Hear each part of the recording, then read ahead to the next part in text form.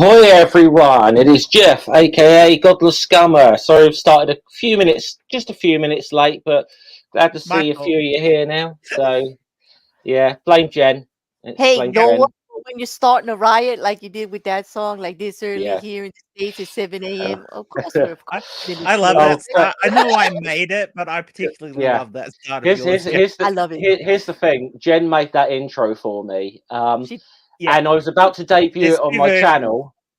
Yeah, I debuted it on my I was about to debut it on my channel, and then half of America started breaking out in riots. So I Right. kind of thought, I'm going to So I leave had this a little while love before So I. Jeff messages me. It's like I need to premiere this, and it's like about 10 o'clock at night my time. Yeah, I was like, oh fuck! It's like, Can we do something? And I go, yeah, give me 5 minutes. And I re-edit with a collapsing building instead of the riot.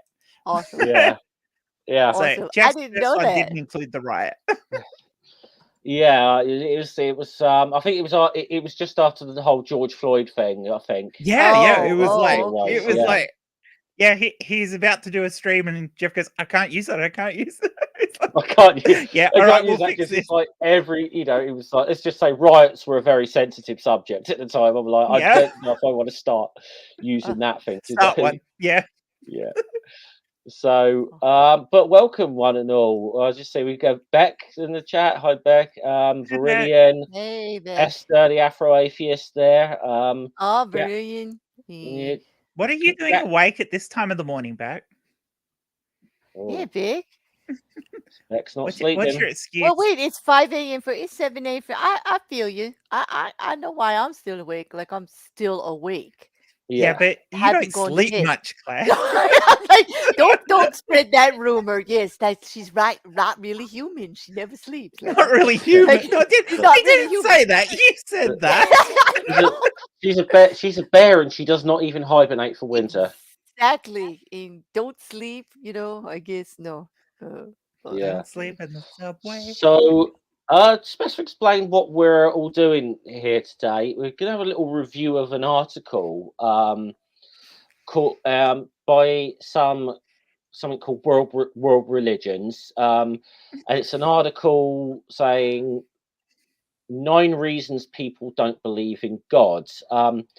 Now, B. Millsabub did a review of this and had some pretty choice words to say about this. But I thought I thought we'd get a couple of us together and we'd have our own little look at this. To be fair, though, this article isn't as bad as if it had been written by AIG. Oh no, I'm gonna just say this is nowhere near as bad as an answers. I mean, this is actually fairly soft article, actually, and but it's not very. I don't think it's very. I think there's issues with it though. This is your 3-pack fill-in. Yeah, there are spaces if anyone does want to come in and weigh in on this as well. But let me come and have some fun with us. Let me put that up on the. Come and play with us. Yeah, I love being played with. The link to the article. The link to the article is in the description. People do want to read along with this. And really asking how long ago was this article done? Well, I only heard about it this morning, but this could be an old article. I have no idea. Should have a date on it somewhere. Yeah, I'm trying to look. It doesn't seem. There's nothing sort of, unless it's at the bottom of this. I don't see anything jumping out of me when this was published. But yeah, I had not heard of it till you posted it in the chat. Like I only heard about this because when we were both myself and Jen, we were on Purple's stream earlier, and but B. Millsabub was on there and was mentioning that he'd done this video, and I thought, okay, I thought it was a video he'd reacted to at first, but it turns out it was an article. Did I. And, but it was. I thought this is props worth having a look at ourselves. Oh, definitely. So I find it a bit hard. Apart from a couple of the points, most of these I can't get overtly angry at. No, yeah. There's one or two little things that are a little You can tell bit passive aggressive, I'd say, some of it. a little bit, but in the same way as you'd normally expect from this sort of art. And there's Yeah. some that are just plain wrong, but it's it's definitely a bit nicer than you get from the likes of AIG. Oh yeah, without a doubt, it's definitely. I think, yeah, it is a bit. It is a little bit more softer, happy clappy stuff. But again, there's issues with this, and it's not. It doesn't really. It doesn't go into any real. It's no. It doesn't really go into any details about anything. I don't see. I don't seem to recall any citations for some of the claims that are made in this. There's no citations in it at Oh all. well. The only citations they have is of the Bible at There's the end. well, there seems to be one or two things, other articles, like and either they're articles or books or whatever. But there's no, like, when, for example, one of the things says in a recent study, and I'm like, well, what fucking study? Yeah, It so says you in a can't recent say in a recent study with, especially in a written article, you cannot say in a recent study without citing. yes, Making a or citation. link it. Yeah, link Yeah. it. Yeah. Well, I just want to say, look, in a recent study, it's found out that 96.3% of all studies are made up on the spot. So I might believe that statistic just without Yeah. a citation, actually. So should we jump into this then and have Yes. an actual? Let's have a start reading of this. So it says, why do people not believe in God? When I look back at my pre-Christian days, I realised I wasn't so much an atheist as I was just apathetic. I guess I was an apatheist. Yeah, fair enough. That exists. They exist. I didn't believe in God, but mostly didn't care. Believing in God was irrelevant to me. Today, why people don't believe in God is extremely important to me. I've dedicated my life to reaching people who are far from having faith in God, to help them believe. It helps to understand why they don't believe. That is so condescending, isn't it? Yeah. That's so incredibly condescending. Oh, it is, totally. It's an important question for all of us. God has given Christians the missions of leading people to faith, and in America, our mission field keeps getting bigger. The number of atheists in America has doubled since 2007, and the number may be far more than we even realise. You can lead an idiot to Reddit, and you can turn them into a QAnon. Yeah. Yep. Yeah. So let's start with the first one. Why do people not believe in God? Well, there's lots of reasons. Here's some of them. One, thinking there is no evidence for God. I like the fact they put thinking at the beginning. Yeah, okay. Okay. Well, there is no solid scientific evidence for God. Full stop. I'll read out the paragraph here. What they said: many people who do not believe in God think there's no evidence for God's existence. They believing in God is a nice thought, but ultimately not the main reason for living. I don't believe that thinking in God is a nice thought. I do think there is no evidence for God. I know there's no evidence for a God because no one has shown me any. Well, I mean, in terms of, obviously, look, I mean, when we talk about evidences, or I wouldn't sort of say that there's no evidence for God. I'd say there's no good evidence. I mean, all right, there is no scientific evidence for a God. Yeah, if you're going to look in terms of empiricism and like scientifically, look, God's unfalsifiable for a start. So God's sort of outside the realm of science here, isn't it? So yeah. So how do you prove it? So the only real way you can do it is you can use like philosophical arguments, like logical evidences for God. I'll say there's one or two that are reasonably sound. I've heard, but I still really. You've heard reasonably sound philosophical arguments for God? Yeah, there's some higher end theists or whatever, but we've dealt with it. But I don't know, Jeff. But I mean, I can accept there might be. when it comes to God, there's more of anecdotal evidence. Oh, there's That's a lot what you more. mostly get for God is anecdotal evidence. And I'm Yeah. sorry, anecdotal evidence does not stand up to the test. Oh no, it doesn't to me either. But I'm just saying there's some arguments I've heard that are better than others. So it doesn't mean I accept them as definitely. being Yeah, being valid. let's be honest. Kalam's argument is trash, but it's way better than Pascal's wager. Oh Christ, yeah. Sorry, I'm just trying to find where have I left it? Aha. Yeah, I better get this out because I better get this out because this might come in handy at some point. This Graham Oppie book, so that might come in handy for this if we're going to talk anything philosophical. Because I think Oppie can pretty much destroy any philosophical argument for God claims. For a God.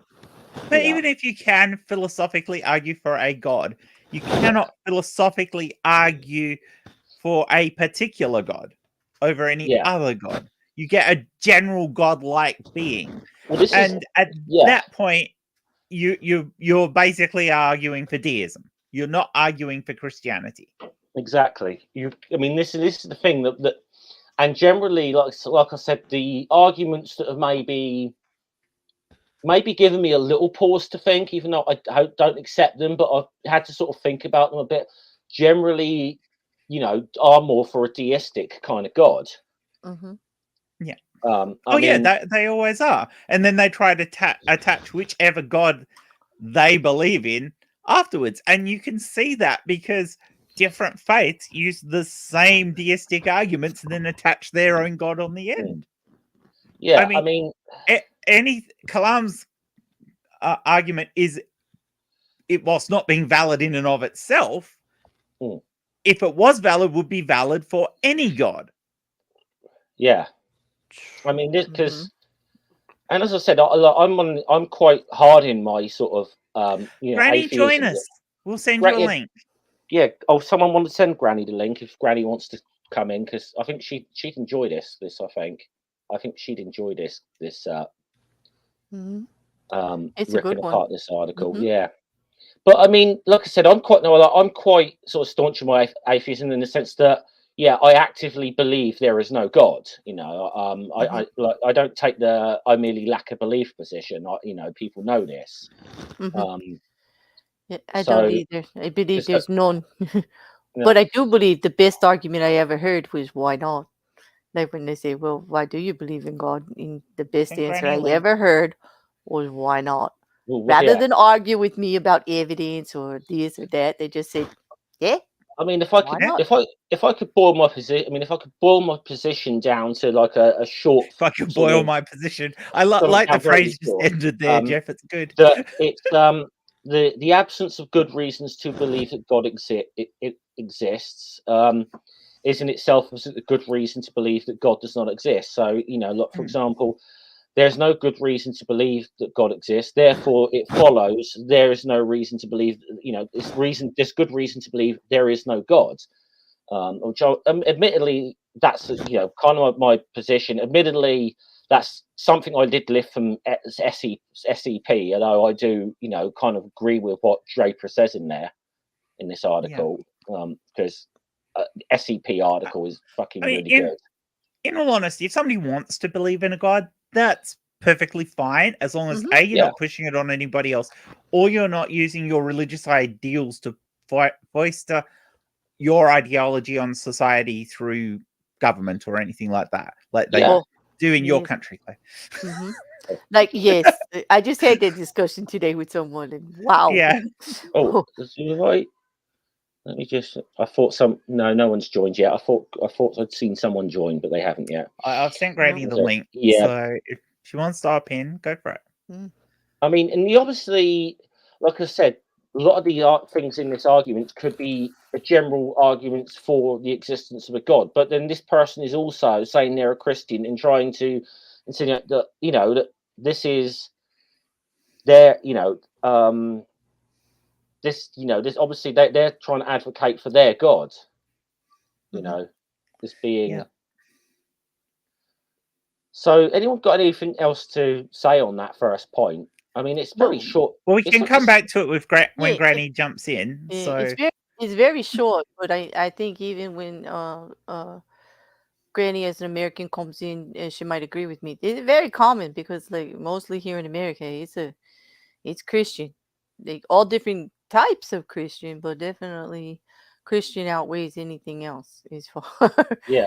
There's a Yeah, lot of different denominations, though. and then of course you get the whole no. thing where Americans forget that freedom of religion is also encompasses freedom from religion.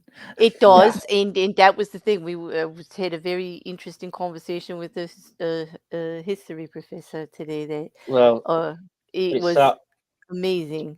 it's That's when how you we were founded. Yeah, and it's when you try, especially it's when you tell a lot of these like hardcore Protestant Bible Belt people that if you had church and state in America, you know the likelihood is that the denomination that's likely to win that argument is going to be the Catholics. You do realize this. because You it know? follows the money, of course, and yeah. And of course, most of these people forget that a lot of the founding fathers, whilst atheism was rare back then, a lot of them were deistic. They weren't Christian. That Yeah. fascinates me. Deism, me, but yeah, it's Deism was absolutely very, true. very popular. Deism was very It was. popular. So It was. that It- most of them accepted that Christianity probably wasn't true, but there was probably a god of some Yeah, description. I mean, I think probably maybe Thomas Paine might have been an out-and-out atheist, and I'm still not even entirely sure on that. There's but, a couple of them who probably were, but they wouldn't admit it. And Thomas then Paine, a lot of them were deists. Thomas Paine kind of gets expunged from being a founding father now because he was very, very radical, Yeah. hit more than the rest of them. You look back at all the available documentation in all of the letters and all of the things that they wrote down while they were trying to make our constitution in our amendments. That's what the conversation was. You all can have your religion, but I we don't can't know if have I it in agree with politics Randy. because we Sorry. can't put it Sorry. all in there at once. Like we all have different religions and we all have a different way. So since we can't satisfy everybody all at once about it, let's just say you're able to have it however you want, but it really can't be the deciding factor when it comes to creating legislation. Period. You're gonna respond to this, Jen? What Randy said. I am, because a lot of the great Greek philosophers were actually atheists at the time, and that was before Darwin and in the concept of But evolution. he has a point. The Enlightenment actually made it a lot easier because we had all the sciences and we had all of the because people were more educated, more so. Right. I think it had more to do with people being educated than Darwin himself. I don't think having evolution there was a main thrust. I mean, even if you proved tomorrow that evolution was wrong, it wouldn't give me evidence that there was a god. Yeah, I mean, evolution doesn't even deal with the god question at all. Yeah, no, I think it's more of a coincidence than a direct adjoining thing, Randy. Did one of you guys send Granny the link, or? I did. Yeah. Okay. Yeah, Well, probably should take it. She probably needs a few minutes to get set up if she's. So. Did anyone else want it? Did anybody else need it? Did anyone else want to hop in, like Randy or? Yeah, but I mean, obviously, like even going back a sort of century or so before Darwin, you had people like Hume, who was one of the first sort of philosophers to come be quite openly out about being atheist. And I mean, I think it was very difficult to be openly atheist in a sort of time when you could stick it, burn for heresy and that. That's where I think you had a lot of problems. Oh, yeah. I mean, there were definitely a lot of early, well, they were more called philosophers and scientists back then, but even back in Leonardo da Vinci's time, not necessarily da Vinci himself, but a lot of his contemporaries, if they didn't have the pressure that the church was going to possibly put them to death, or at least put them under house arrest and ruin their careers, would have probably been atheists. Well, I think there's a lot of philosophers even before Hume who were very close to it, but wouldn't quite openly say that. I mean, I get it. I mean, there's an argument about Descartes, for example. But hello, Granny. Granny. Hello. Oh, we're still on the first point. If you've got something to say to it, Granny. Do you have the article, Granny? By the way, do I what? There's an article we're reading. You can see it on here. the screen. Oh, Go back to point 1. Jeff? Yeah, point one here is thinking there's no evidence for God, and it says this: many people who do not believe in God think there's no evidence for God's existence. They believe believing in God is a nice thought, but ultimately is not the main reason for living. Interesting. Hmm. When I was a believer, no one ever asked me that question. Whether or not there was evidence for God's existence. Hmm. But if anyone had asked me, the answers I would have given them would have been personal experience. Nothing external, nothing anyone else could use. Yeah. So as what I said before, most of the evidence for a God is circumstantial. Right. Right. Well, I would go further than circumstantial because fingerprints are circumstantial evidence, but they are external. There's something that you can use as proof of something. It's only eyewitness testimony that that's the difference. It's either eyewitness or it's circumstantial.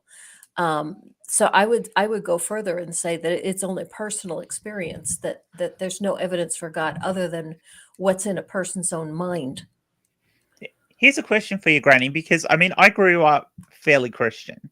I mean, not extreme Christian, but I mean, I went to Christian things. I was part of youth groups. I even went to a youth convention when I was 16, etc. And that convention was one of the few things that ever solidified my faith, and that was because you've got this big group of people in an area all doing stuff together. The euphoria of that group involvement feels like a spiritual experience. Yes, I've been to lots of those. And it makes people think, oh, God's definitely here with us because, oh, can you feel that? And it's a group euphoria. It's you get the same thing if you go to a music concert.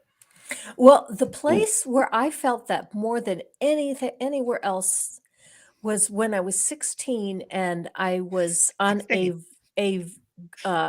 trip with a group of high school students, and we went to Notre Dame.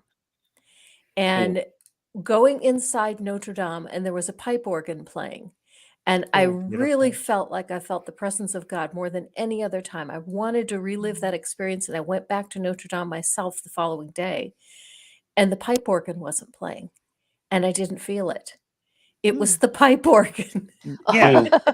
And you can get those euphoric experiences with things like that, and it really does. So this is why these people who I think a lot of people who chase the big mega church thing are looking for that euphoric experience on a regular basis.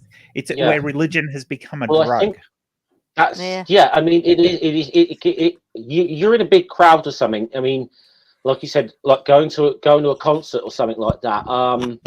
Another good one is, like, example is, if any of you have been on like a very, very large demonstration march ever.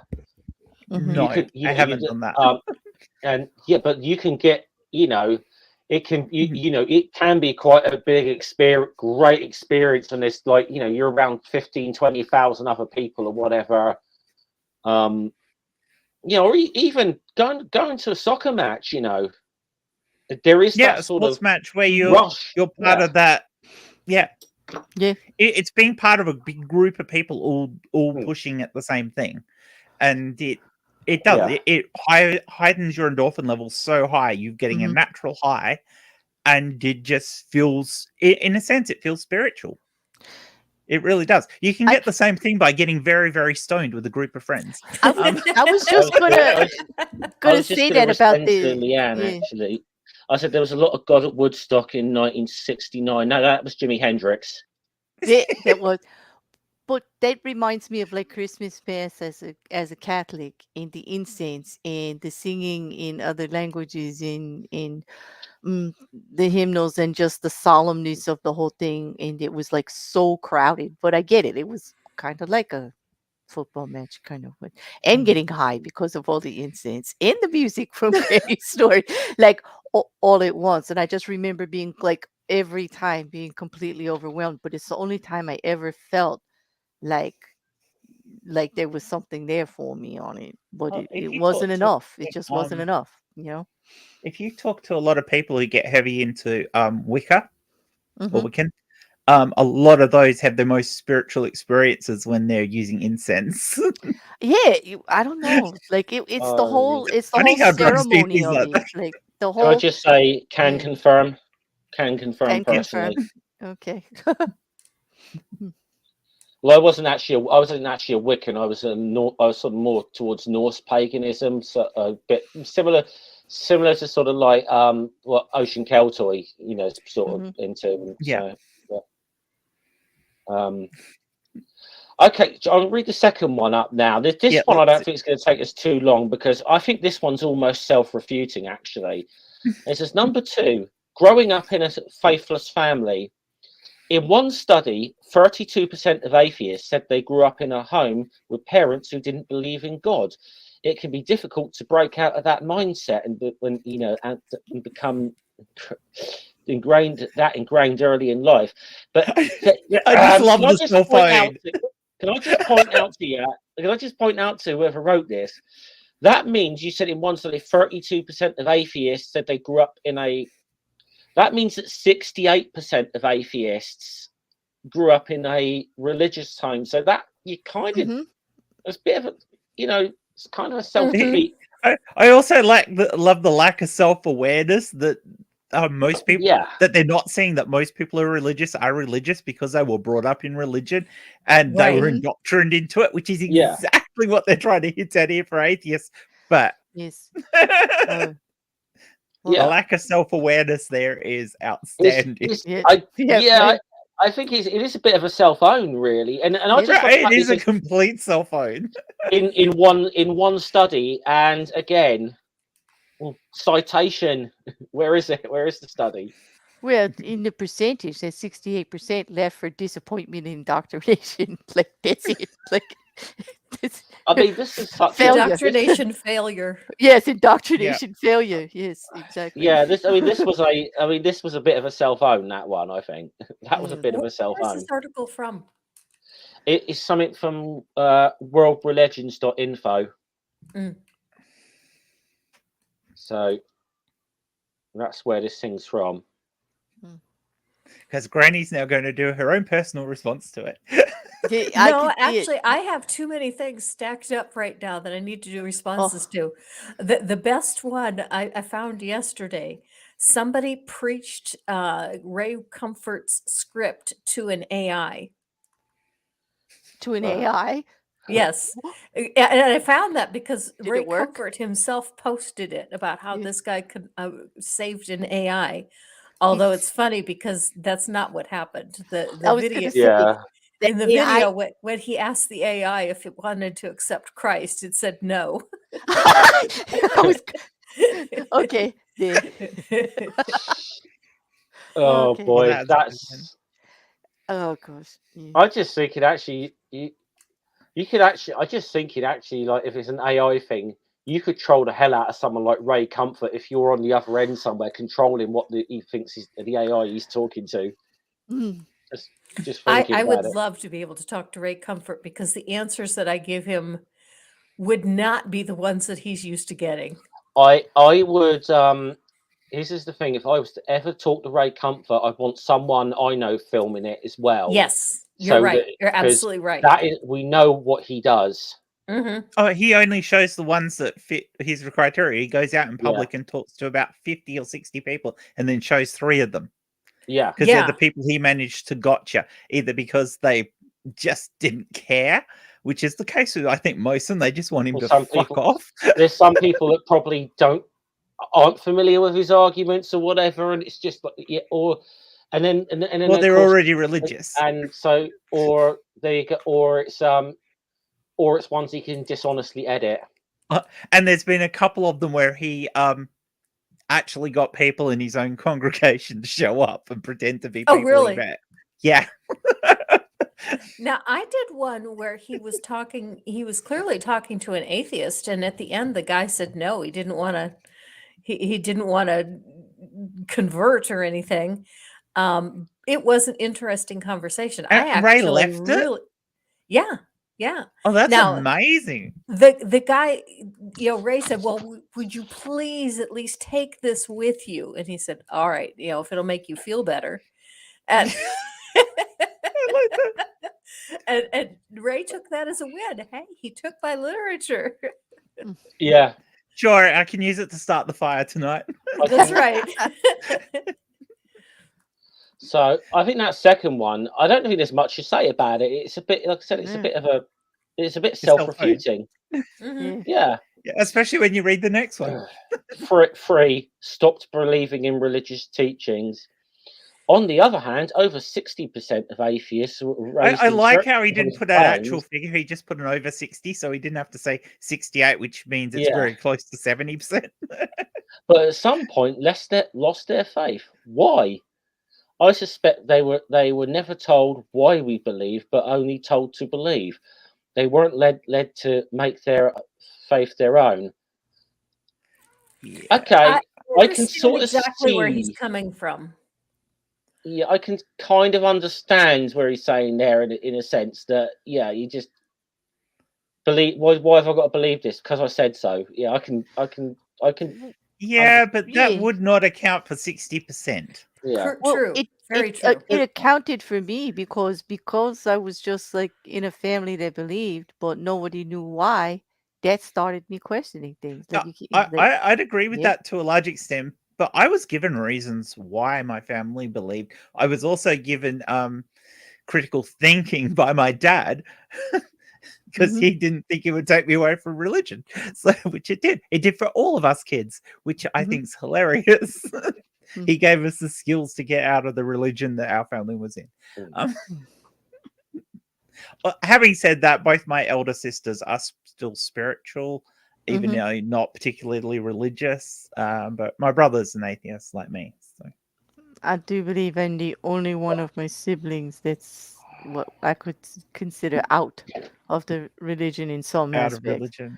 Although we have 5 different religions in the family, all Christian, like Catholic, Roman Catholic, we have Baptist, and we have Methodists, like everybody. But they're all Christian, They all But believe. I mean, really, what's he saying there is, it's like they're just making a case for why they have apologies, why the whole reason apologism exists. Because and I've said this a long time, apologism does not exist to try and convert non-believers to their faith.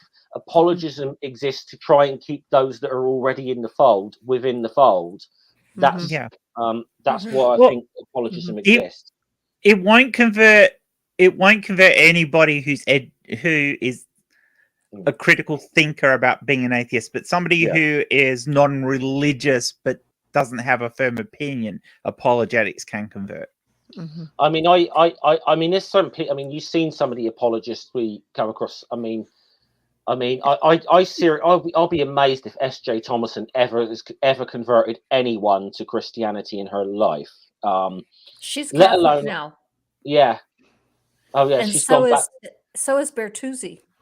Yeah, I did love her tweet about going back to Catholicism. It's like, because it was a kind of a bit of a self-own of like, so God revealed baptism to you all these years ago, and you left because of the problems with the church. It's like you try to say like that God made a fuck up when he led you away from the Catholic Church the first time.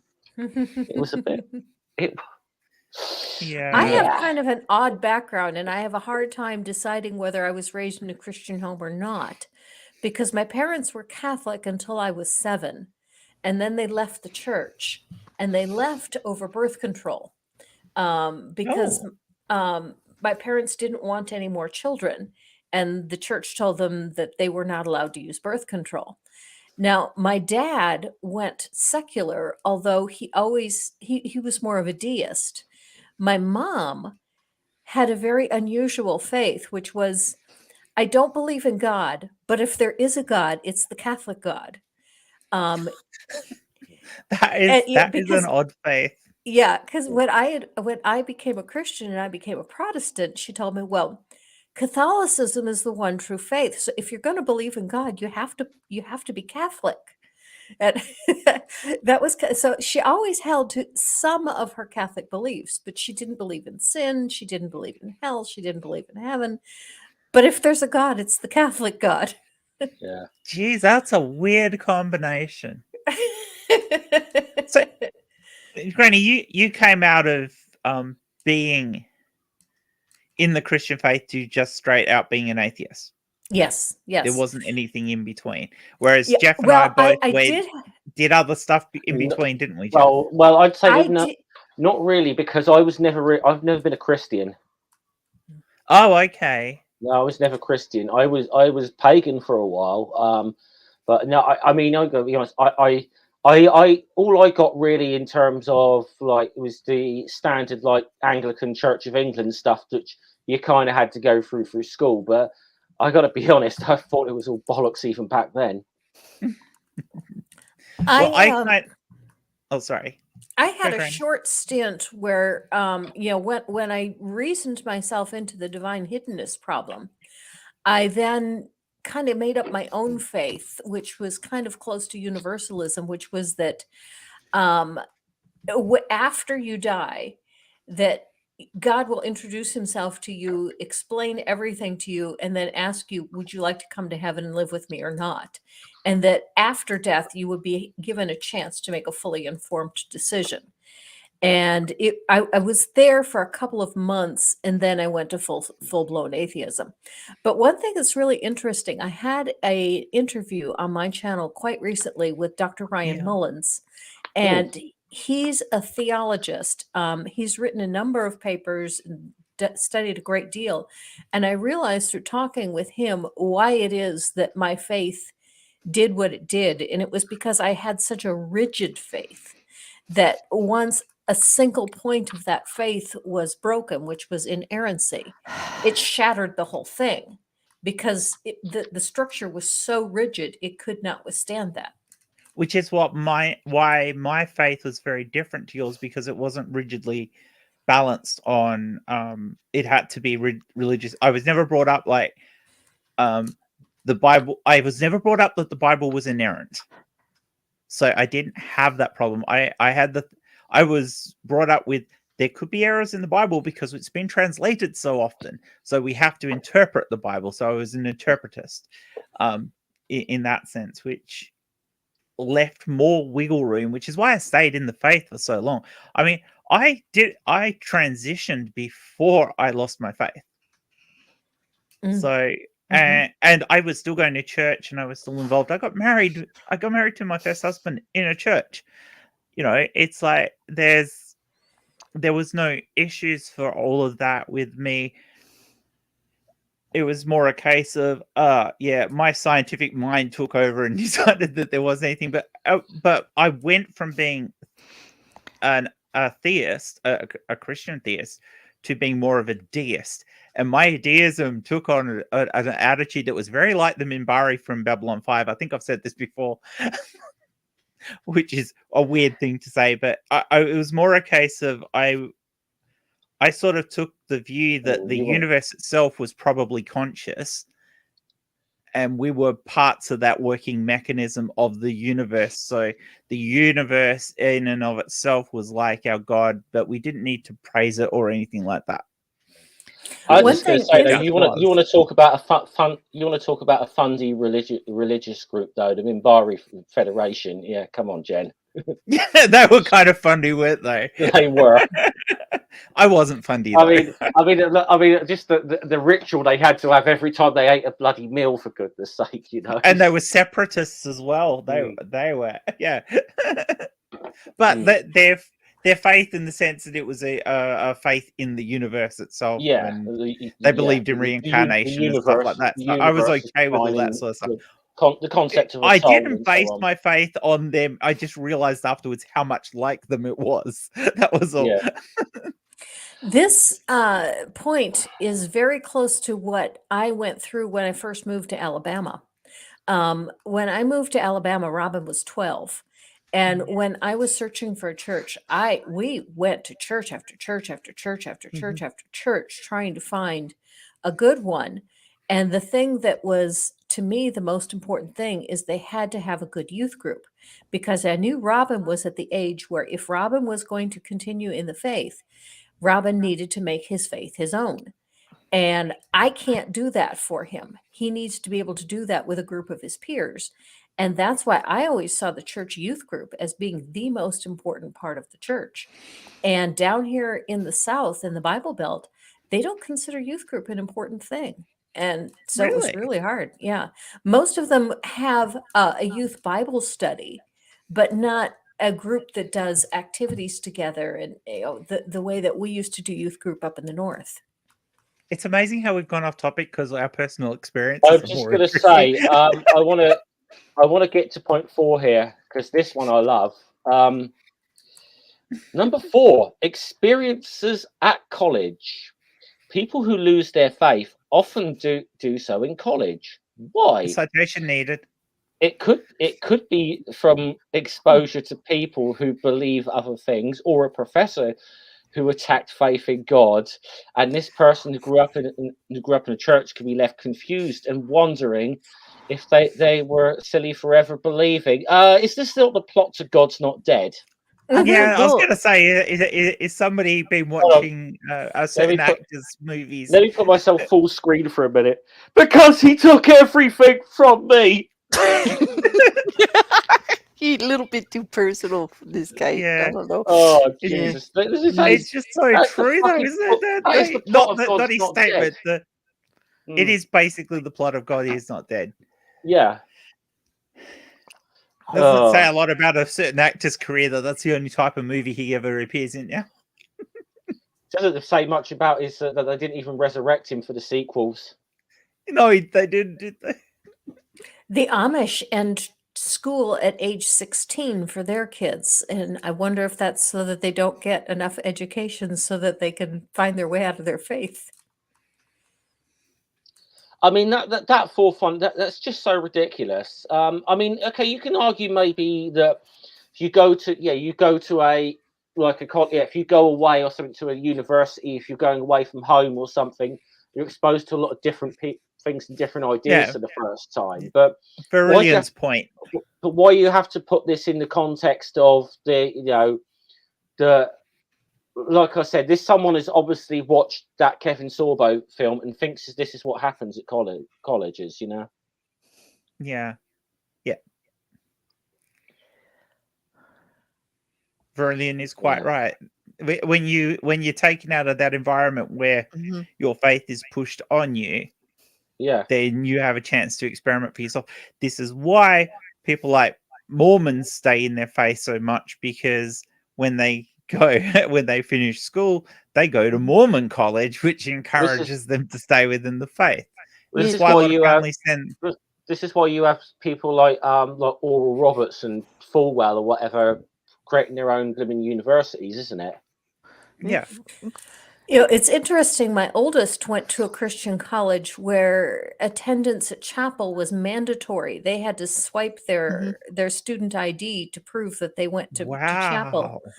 And my oldest is still very strong in the faith, and she's the only one.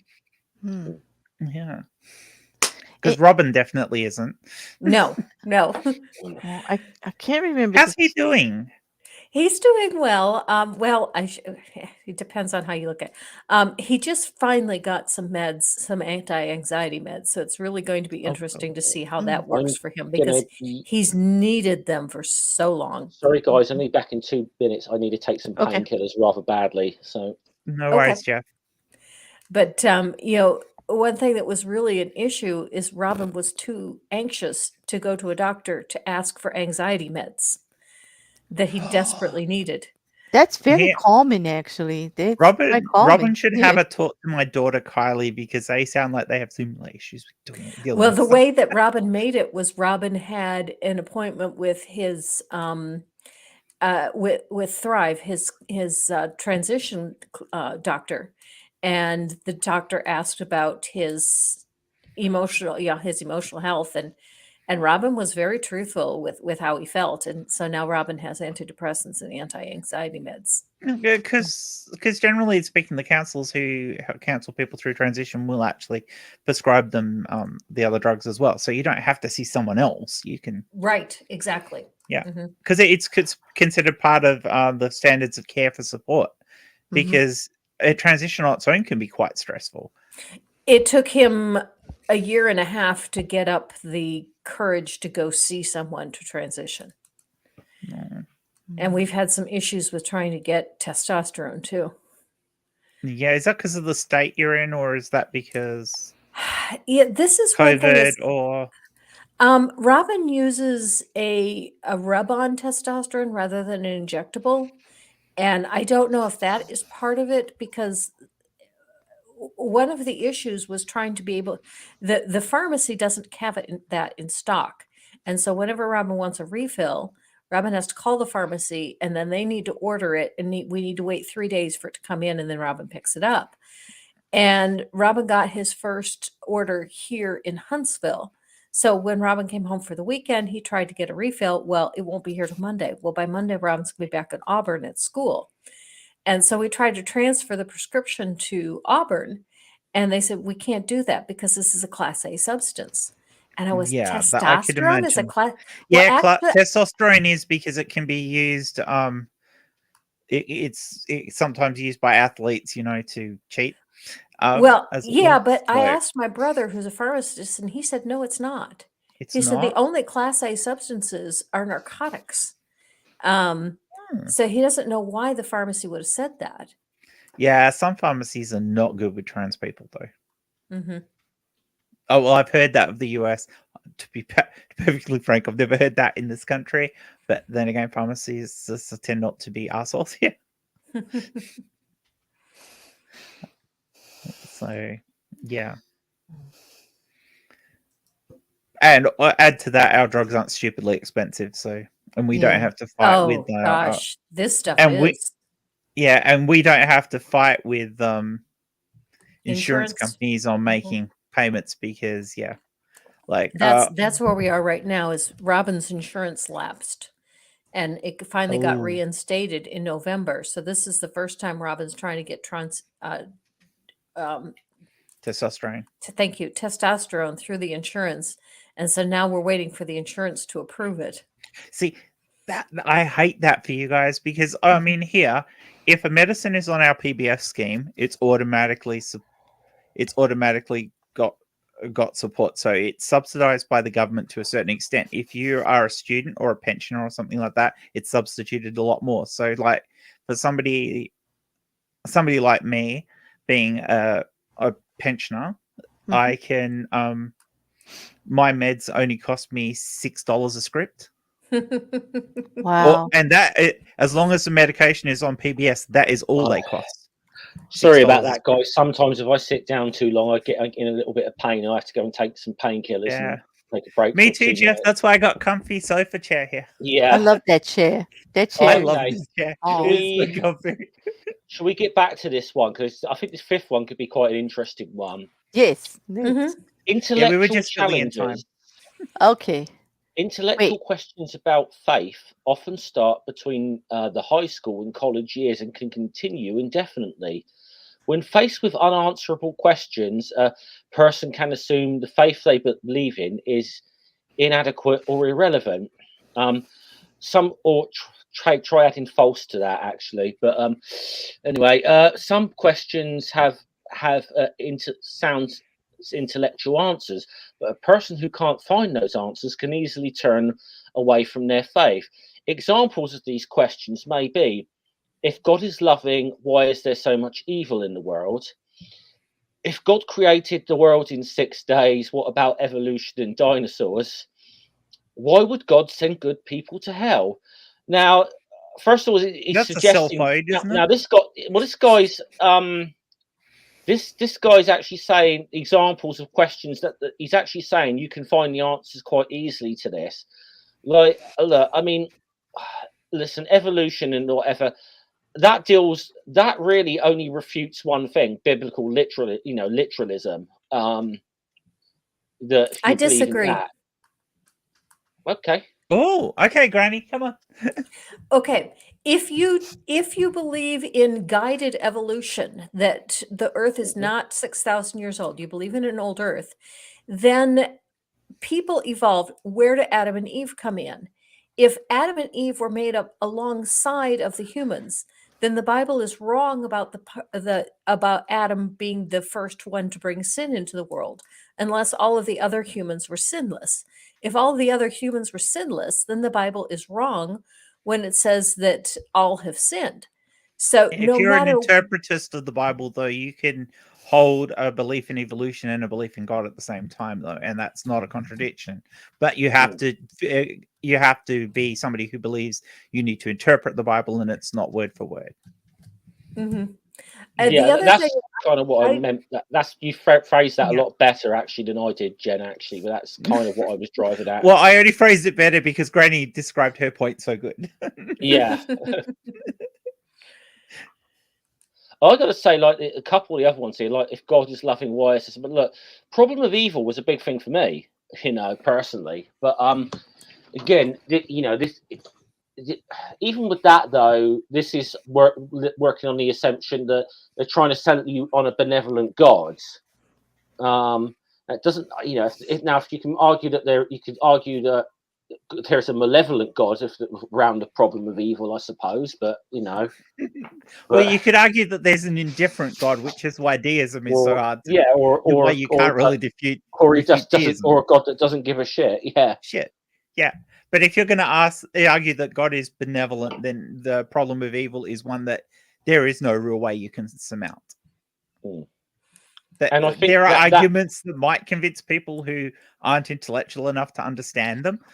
But and I'd say in a way, why would God send good people to hell is kind of the same argument. Similar.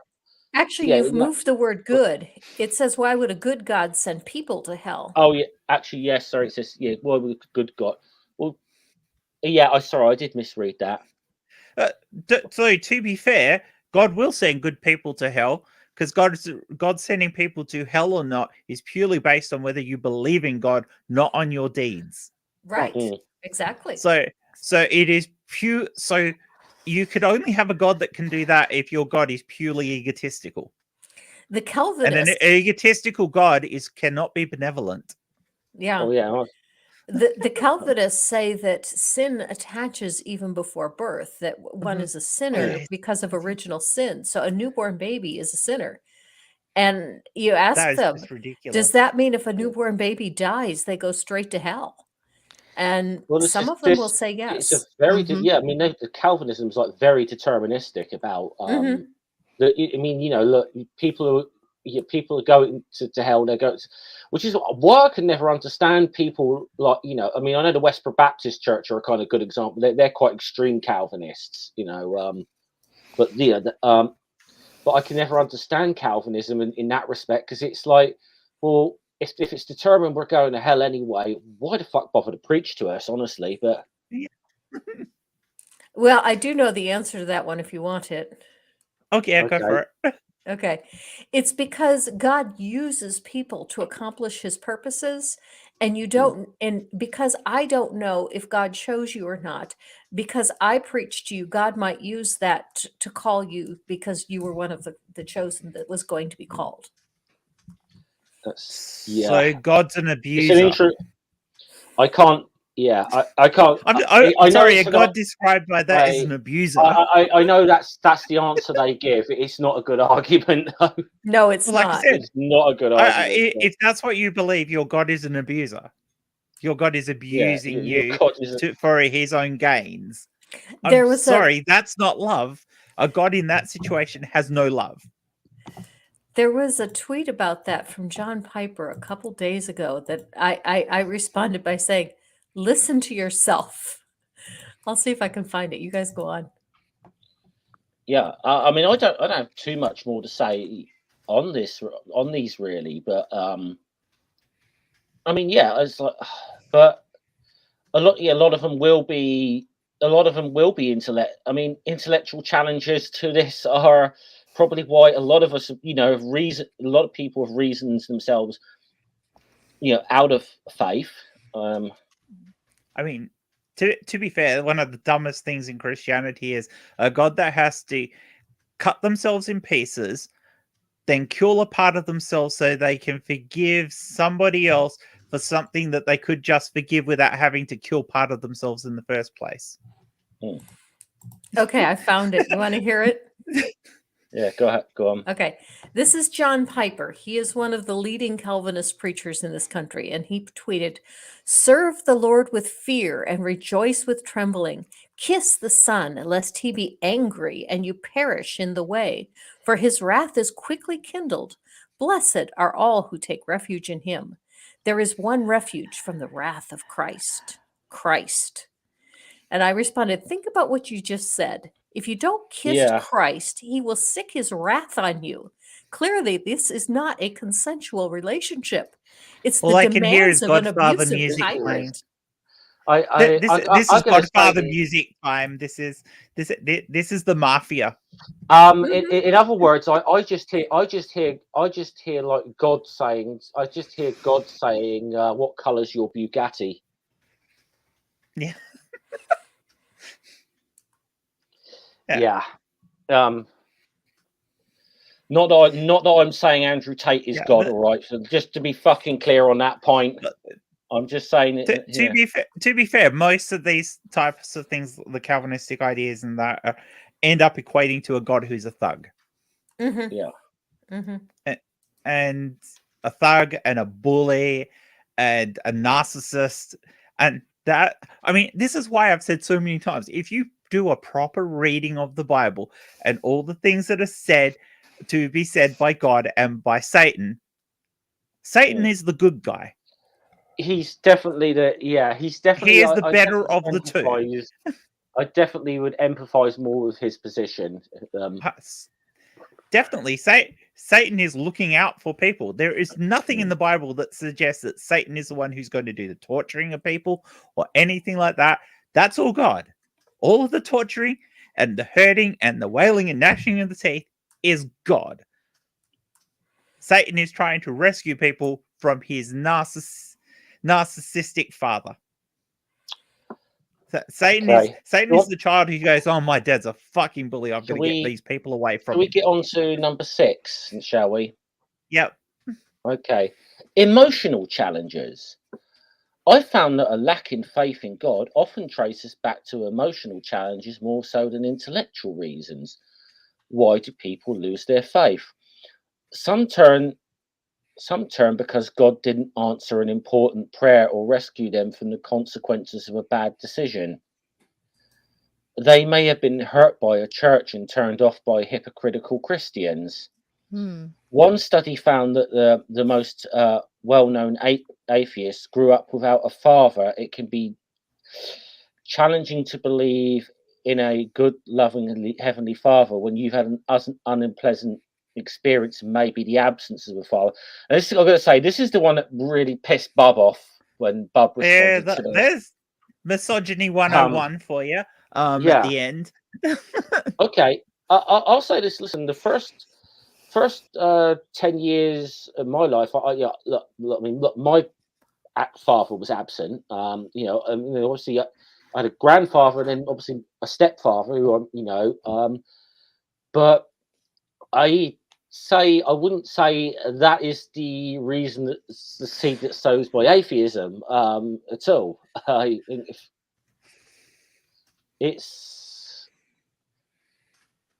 think definitely there are people who get away from religion because of what religion did to them, because of the hurt religion did to them. And I can totally see that.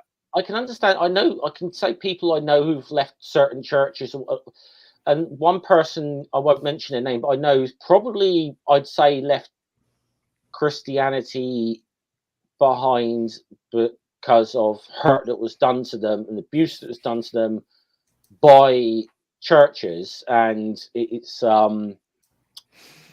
and they still have a belief in gods, but they're more pagan, I suppose. But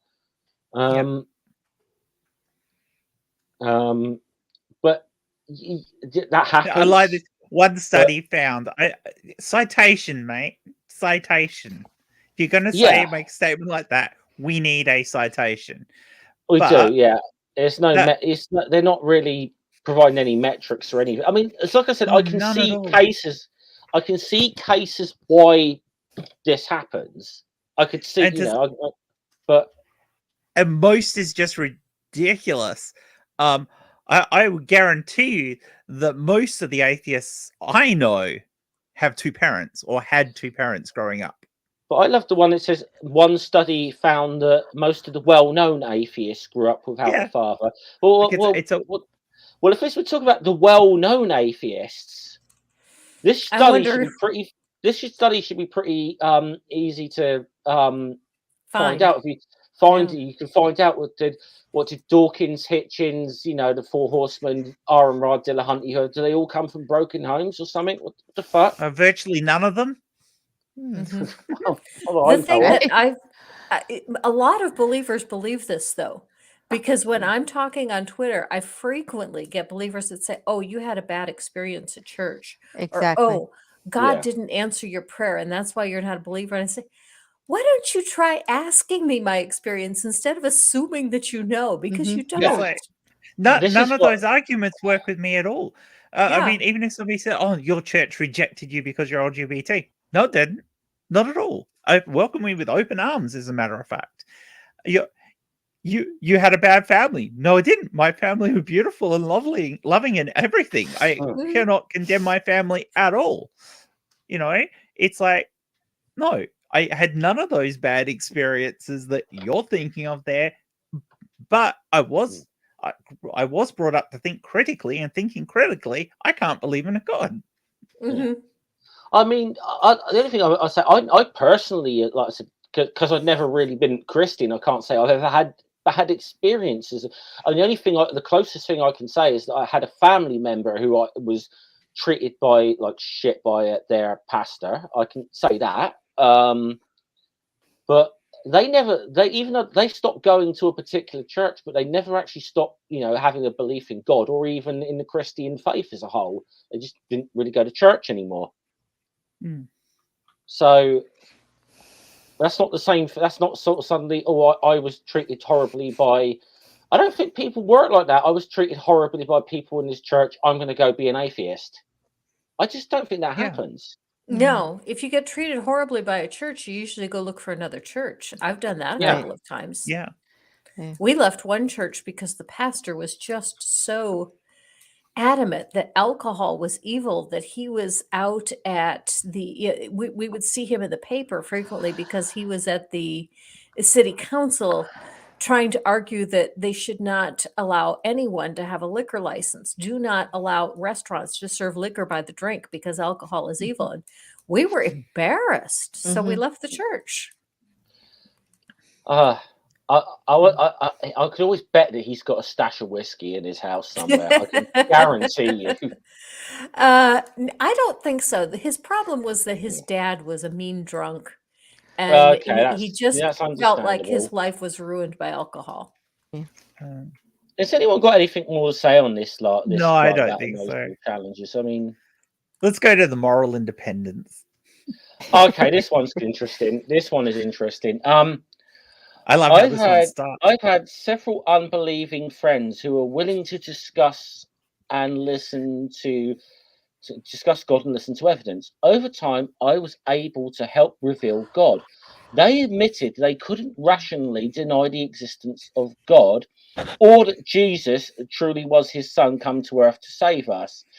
They remained atheists and would not accept Jesus as their savior. Why? Sadly, they didn't want to bend the knee to God and give him moral authority in their lives. They wanted to keep doing what they were doing without God interfering.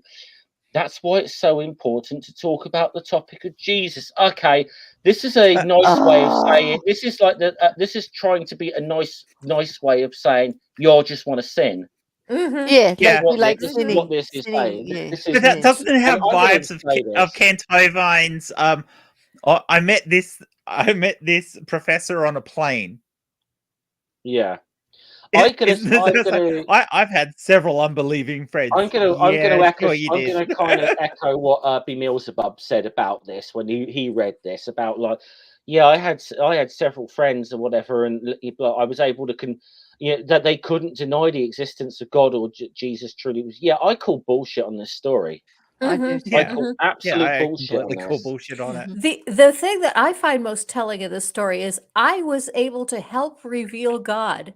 Why does God need your help to reveal him? Why can't Right. he Yeah. reveal himself? He's all Okay, powerful in all the things. Like, most charitable interpretation I can give this story, and is that maybe like I said earlier, where there's some arguments that you might have to think a little bit about,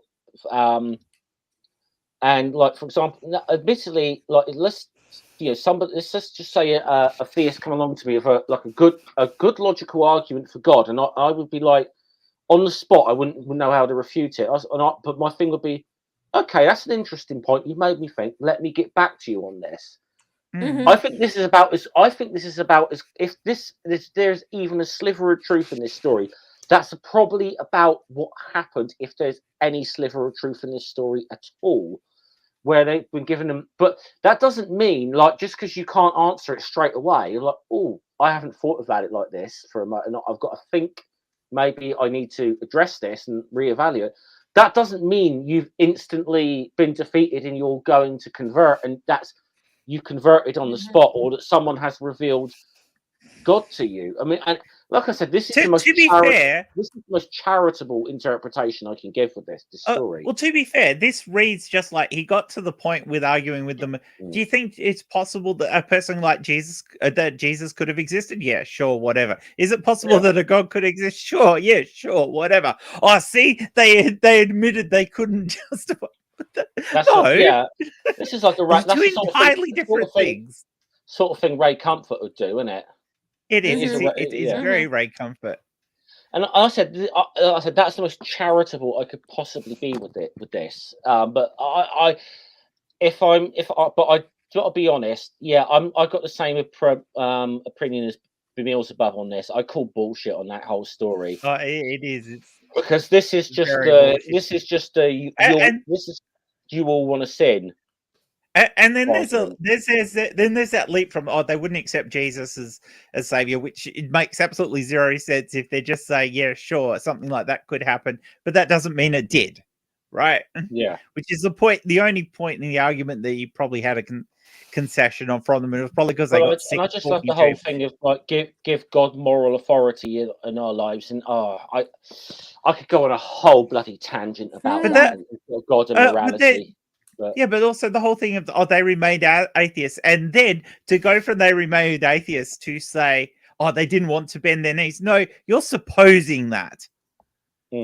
That never happened in any of the description of your story. Your made up little story. That never happened. You made that, at least that bit up, even if you didn't make the rest up. I mean, here's the thing. Here's the thing. You can't.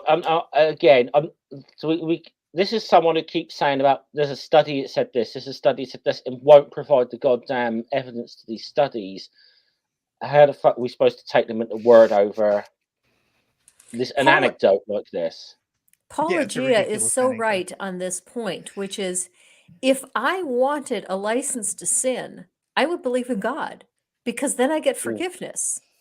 Yeah, it makes the most sense. There is, in the way that Christianity works, in that you can basically sin, do anything you like, and ask forgiveness, and you will be forgiven. You might not be forgiven on earth by people, but you will be forgiven by God, and you will get their so-called everlasting life that they believe in.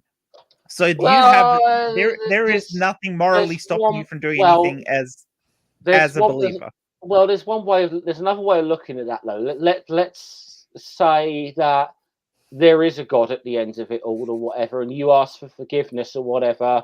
You still kind of got to be somewhat genuine at the end in your repentance, because if there is a God and he's all powerful, he's gonna know he should technically know if you're trying to bullshit him. Yeah, but I think if you come to face your maker at the end of it, and you're going to be repentful, you're probably going to mean it at that point, because you're going to be terrified of what's going to happen to you if you're not. I tell you what, I always remember. I was reading this series of historical novels. I don't know if any of you've seen the TV series, The Last Kingdom or whatever, but there's kind of a thing where the main character Uhtred does this sort of almost, but he's not really seriously converted to Christianity, but he's like this priest. This priest is starting to like ask, but he's saying you've got to renounce all your sins and confess the sins one by one. And after about like 3 or 4 minutes, the priest is kind of like, oh my god, just let's just say you renounce all your sin, because he was going back to the time that he pissed in the holy water when he was a kid, sort of thing. He was trolling the priest, you know. He was saying, I yeah. That's brilliant. Yeah. Wow. All right, so we do issues about sex. Issues about sex. This could be an interesting one. Okay, issues about sex. This is number 8, by the way. So, surveys tell us that people who have walked away from the church and their faith, 19% said sexual abuse acts committed by the clergy was a significant reason why. For those who were raised Catholic, the number was 32%. Even more prevalent, even more prevalent, 29%, and 39% of those raised Catholic said they left the church because of negative teachings about the treatment of gay and lesbian people. It's something for us to think about. Many of us don't want to become Christians because they want to be loving people and believe Christians are too mean and judgmental. Mm-hmm. I think that's fair, actually. Yeah. I can't argue with any of that. I can't argue with any of that. I'm thinking this person's not a Roman Catholic for some reason, but yeah, definitely not. And I'm going to say this, okay? The Catholic Church does not have a monopoly on sexual abuses by the clergy. Let's be clear on that. Right. They're probably the most famous, and we know what we know, and we all know what the cover-ups. But the Catholic Church does not have a monopoly. I don't even necessarily know that they're even the worst offenders. The Southern Baptist Convention had a huge scandal recently when it was found that they kept a list of 700 pastors and elders who were known to commit sexual abuse, and they were covering it up. And the Jehovah's Witnesses have an enormous problem. I was going to say the JWs. Yeah, there's massive cover-ups in there. There's plenty of scandal about them taking advantage of women who are alone or whatever, and as a position of authority. Predator on children are the clergy. So that tells you, and I will find that study later and give it to Jeff to put in the bit below, which actually shows that the number one threat to children in forms of sex. I wouldn't like to say one study and not like leave a citation like this guy who wrote this article. Yeah, but here's the thing. I mean. It's a fair point. Many people don't want to be Christians because they want to be loving people and believe Christians are too mean and judgment. That's because some of you fucking are. Not all. I will say not all Christians. But you know, when we hear somebody like, I mean, who the hell wants to be like fucking Greg Locke or Matt Powell or somebody like, who wants to be like that? I'm sorry. I'd say most Christians, I would think, would not like to be like that. If someone ever says to me, "Love the sinner but not the sin," they can fuck off. Yeah. Oh god, that's because if you can't accept the person for who they are, which encompasses everything about who they are, then no. I'm gonna say that statement was crap even when St. Augustine said it. Yes. And I know it's been parroted by a number of other fames, but I believe that was St. Augustine who originally said that statement. Oh, it's just crap. Yeah. Because it's such. Well, I love that. I love the fact that this person basically argues against their own religion with number 8. It's so awesome. Yeah, it's like, well, yeah, of course. Give a good reason not to be a Christian. Yeah, we want to be. Yeah, it's like we want to be. Yes, some of us like to think. I mean, I think the majority of us would like to at least think, or at least make an effort to try and be good, moral, decent human beings, and not be pricks to one another. Which just goes to show that secular morality is better than religious-based morality. Yeah, and it's not perfect. Secular morality is not perfect, but it is better. No, but it's just often a definite. But I mean, like we could get into all kinds of things about like, moral realism versus moral subjectivism, and so I mean, I think that's a big philosophical discussion in itself, especially when you have to. I hear like Christine saying to me, "You have no objective morality," or like, but then. And here's the thing, though. I will. There is no objective moral. I hate. Well, here's the thing. You can argue that certain things are, always objectively wrong. I tend to use the term moral realism more often, but it's like no, and I don't. You know how I don't like to use Mac Dillahunty as an example, but how many times has he had this slavery in the Bible conversation? And the interlocutor goes straight to moral relativism. And I'll just say that there's also a difference between like moral realism and objective morality and moral absolutism. There's a difference there as well. Yeah, but I think that we could be getting way off track there. I mean, we are way off track. Yeah, that could be a whole nother stream in itself. Shall we do point 9?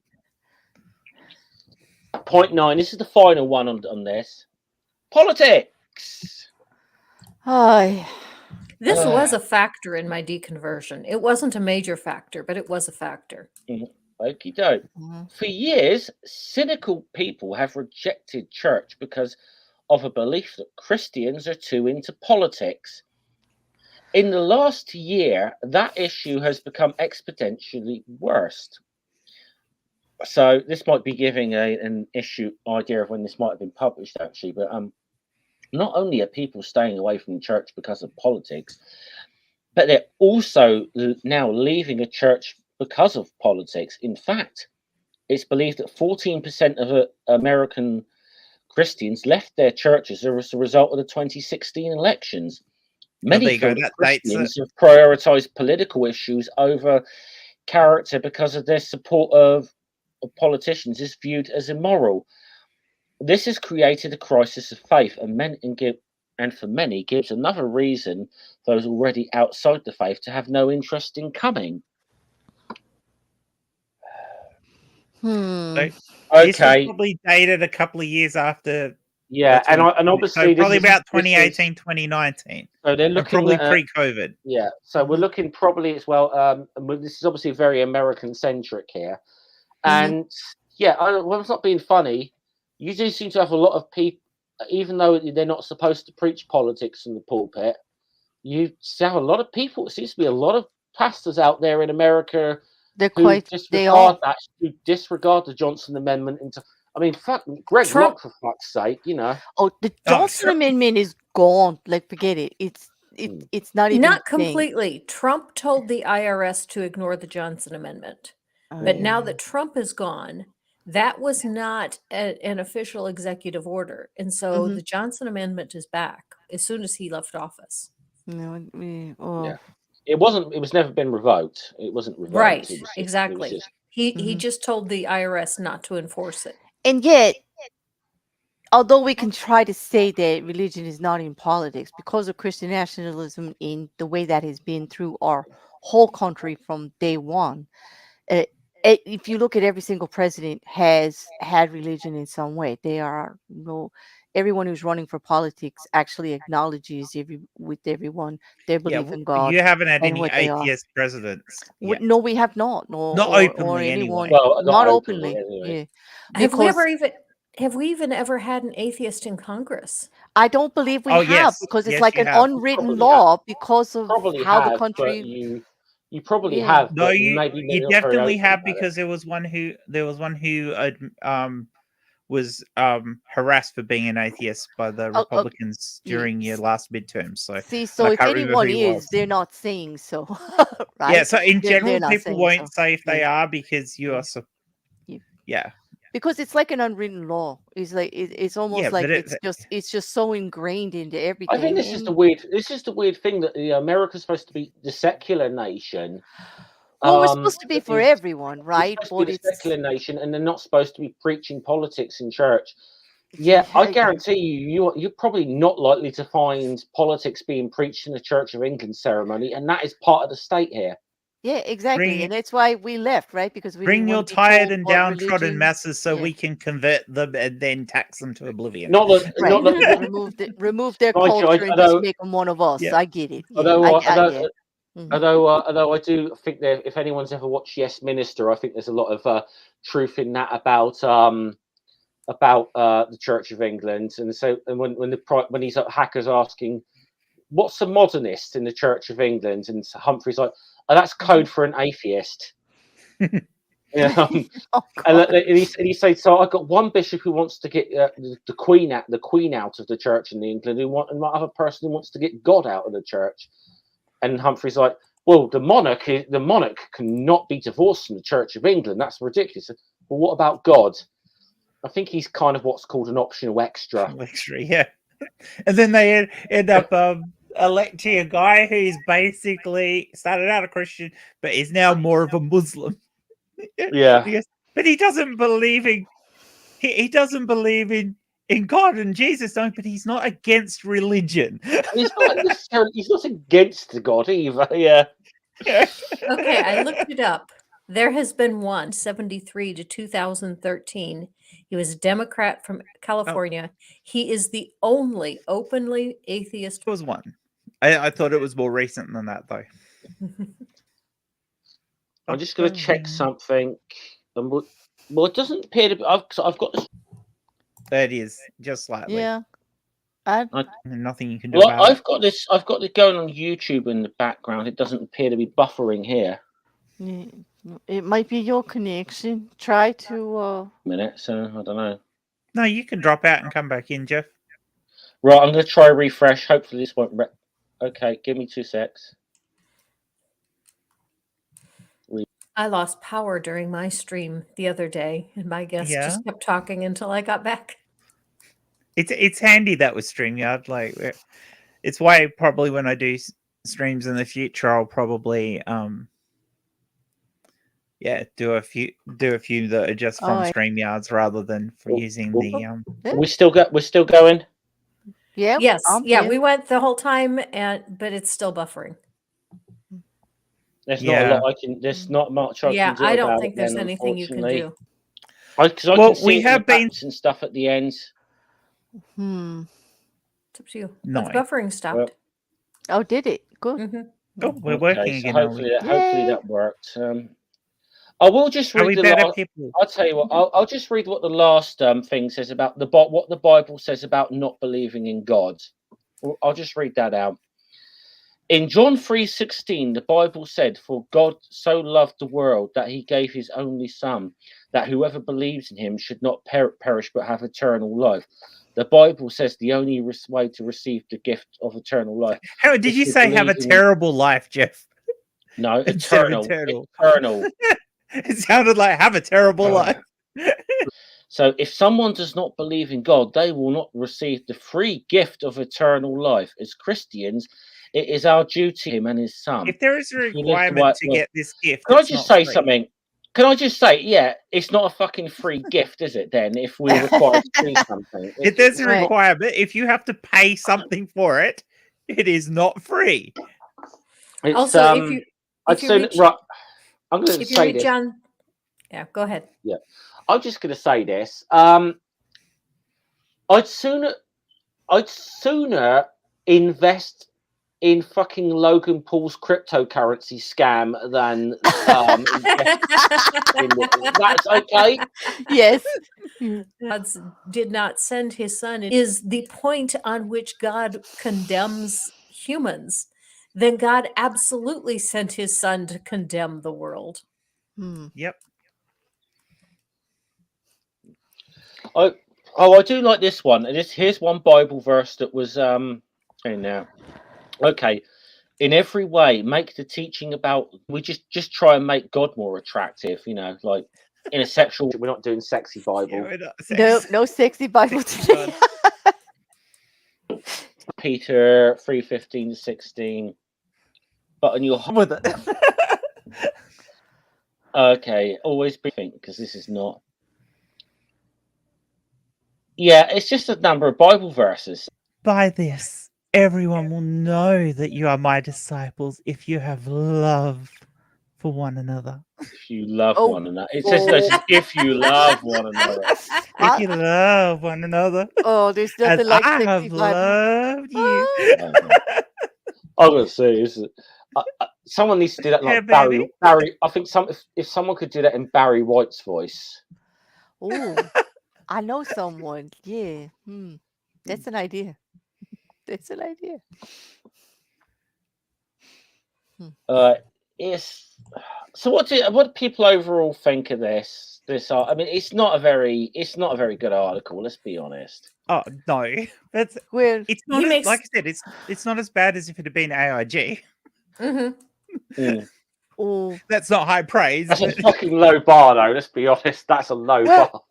Well, on the three things of depth, information, and convincing, on a scale of 1 to 10, I'd have to give it a 0 in all three. No depth. I found no information in there whatsoever. And as far as convincing me of anything, nope. But that's, I mean, as Jeff said earlier, that's not the point of apologetics. Yeah. Apologetics isn't about converting atheists. It's about keeping Christians in the faith. Yeah.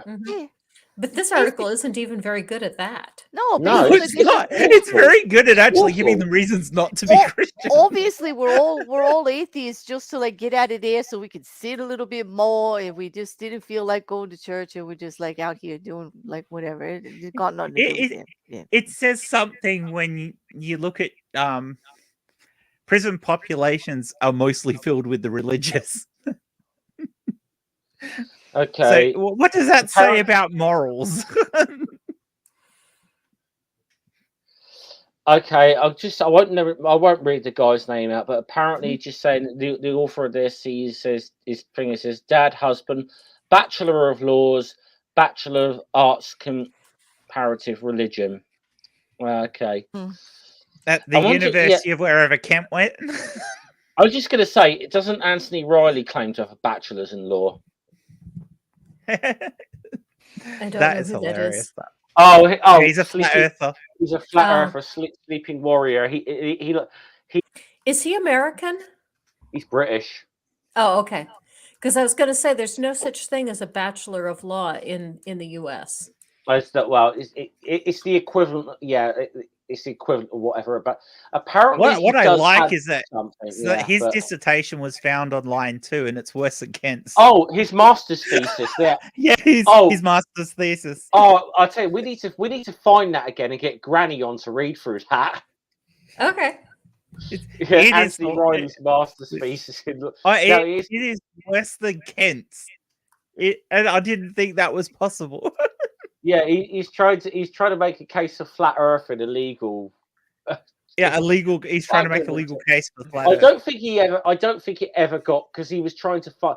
I think there was a grift going on there, because I don't think he ever went to university to try and. But he was writing this master's thesis or something and grifting money whilst he was doing it. But here's the joke of it: he took another guy who was in the flat Earth community, Ranty, to court, and lost. And Ranty Ranty's actually a good guy because Ranty left Flat Earth. Actually, he's one of the people who realised it was all nonsense. But well, I hold Ranty to his thing. He said, if somebody can show me good evidence why the world Yeah. is round, I will. That isn't just photos from space or whatever. I will stop believing, and they did. And Yeah. he goes, okay, I was obviously wrong. I got to say, Conspiracy Cats, he's had the best record because both Ranty and Seek Truth, Speak Truth left Flat Earth on basis of stuff that he presented. So he's got a damn good record. Yeah. So this has been fun. Mm-hmm. Yeah, very much so. This has been a lot of fun. Yeah. I've done a lot of streams this week. It's good. It's good. It's like welcome I've back, done 2 Jen. today. Yeah.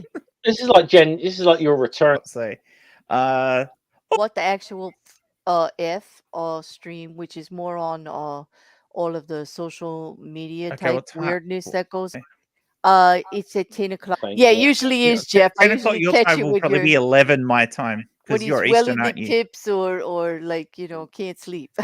You're Eastern, aren't you, Claire? Or yes, are you I Central? am. Eastern. You're Eastern, yeah. So Yes. at the moment, I'm 13 hours ahead of you. So Okay. Well, so you're it'll more be than 11 for me. So provided. No, I don't think we'll be going into Albany tomorrow because my eldest is with working. your permission, so- I'll just add you back to one of the group DMs, and the link is always in there. Yeah, So when you're that's cool. available, now that you're back, you're part of the And squad. we're thinking again. We're pausing again. I've been getting messages that it keeps going on and off with the buffering, like back and forth. Mm-hmm. There is not much I've done. That's what I've been saying. Let me just try one thing very quickly. It might cut me out for 2 seconds actually, but see what happens. Oh, we lost Jeff. Yeah, Am I back again? Yep, you're back again. Okay, I just tried to refresh my Wi-Fi or something because I think maybe that was the issue. I don't know. It shouldn't be though, because the stream going to YouTube happens over StreamYard servers themselves, not over you. So, and nobody's hearing this because this is we're buffering again. But yeah, I think Jeff, maybe you better call it into this stream because the buffering is ridiculous. Probably we're gonna have to because it does seem that there's some buffering issues. So okay, that was 9 reasons like this. people don't believe in God, and just nine absolute completely shit reasons with no absolute reason given. Actually, so okay. Normally I'd go around and get everyone to do a plug here, but because I'm just a bit worried about the way the stream's going, I think I'm going to call it a day now. Yeah. So thanks to Jen, to Claire, to Godless Granny for coming on. Been Jeff, aka Godless Scummer. See you all later. Salute. Bye. Bye. Live your life.